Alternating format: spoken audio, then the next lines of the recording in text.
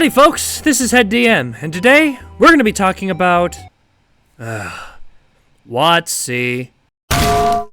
As some of you may know, Wizards of the Coast, or WotC as we called them, have decided to take all the right business steps, throw them out the window, and turn into a cesspool of garbage large enough to eclipse the Pacific Trash Island. Now, I intended to continue making these Nuance of D&D videos, but the WotC stuff kind of just cut my motivation to work on any content related to it. But some of these D&D classes are used in other TTRPGs as well. So I'm thinking, why the hell not? So I am rebranding the series name slightly to, instead of Nuance of D&D, Nuance of TTRPGs.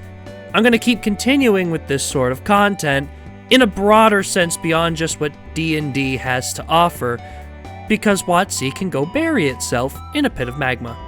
That made absolutely no sense. So, despite the transgressions of the Big W, today we're going to be talking about the Bard. Now, I know about all of you funny folks thinking about some funny thoughts about dragons right now in relation to this class.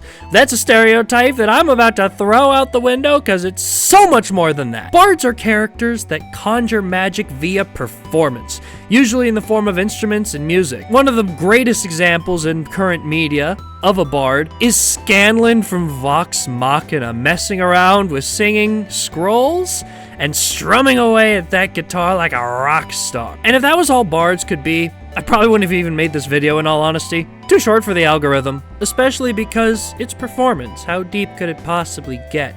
I mean, you have wizards who have all of this knowledge for magic. You have sorcerers who are just born with it, and you know, you're prodigies. You have warlocks with their patron. You have fighters that can be so versatile they can fit all these different roleplay roles. What could a bard even offer? Well, I think the secret lies in the fact that bards don't have to be based on music. They're not just musicians.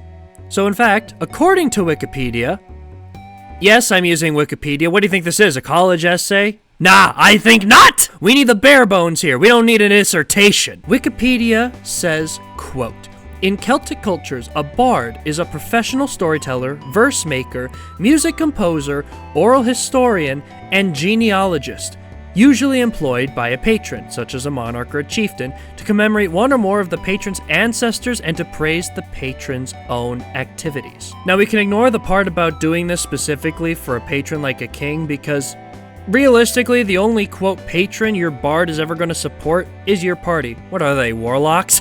But looking at the rest of this, it's about storytelling and relaying certain information, which is an interesting way to think about magic beyond just books and, you know, studying the weave. You can imagine the possibilities for bards with reading and telling tales, not just instruments.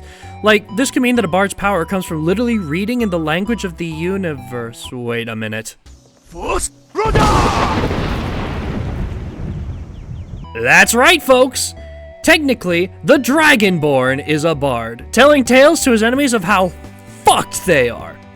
Actually, this explains a lot about how vicious mockery works. So before you go ahead and pick up your lute or bagpipes, think for a moment about how your character can use words and language and storytelling to weave magic into existence. But there are other possibilities for bards in the same vein. Like, for example, the recently mentioned Dragonborn example. It's an extreme example, but something of somewhat similar flavoring could indeed be made and fit the bard aesthetic.